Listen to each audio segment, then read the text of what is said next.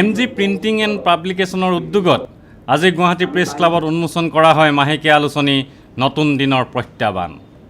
আলোচনীখন উন্মোচন কৰে দৈনিক জনমভূমি কাকতৰ সম্পাদক হেমন্ত বৰ্মন, জনমভূমি কাকতৰ সম্পাদক দুলাল শৰ্মা, ডক্টৰ ভূপেন শৰ্মা আদিয়ে। 30 টকা মূল্যৰ আলোচনীখন সম্পাদনা কৰিছে অংকুৰঞ্জন চাংমাই।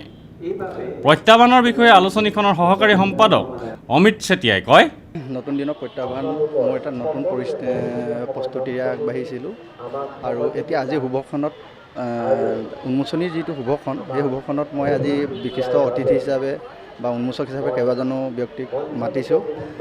ডক্টৰ ভূপেন শৰ্মা, সুৰেণ শৰ্মা, দুলাল শৰ্মা, হেমন্ত বৰ্মন আদিকে ধৰি কেইবাজনো বিশিষ্ট ব্যক্তিয়ে মোৰ আজি আলোচনীখনি উন্মোচন কৰিলে। একেলগে কৰা হৈছে তেওঁলোকৰ সহযোগত আৰু বিষয়বস্তু হৈছে এইবাৰ বিহু বিশেষ হিচাপে আলোচনীখনিয়ে বসন্ত উৎসৱক লৈ বিভিন্ন অসমৰ পটভূমিত থকা বিশেষকৈ যিসকল জনগোষ্ঠীয় লোক তেওঁলোকৰ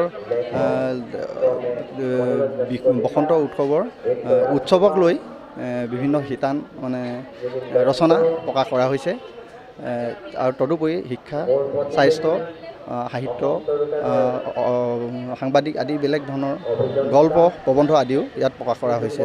এতিয়া এই প্ৰত্যাহ্বানখনে ভৱিষ্যতে আপোনালোকৰ সঁহাৰি পঢ়ুৱৈ, পাঠক সমাজৰ, লেখক আদি সকলোৱে সহায় পাম বুলি মোৰ আপোনালোকৰ বিশেষ অনুৰোধ থাকিল।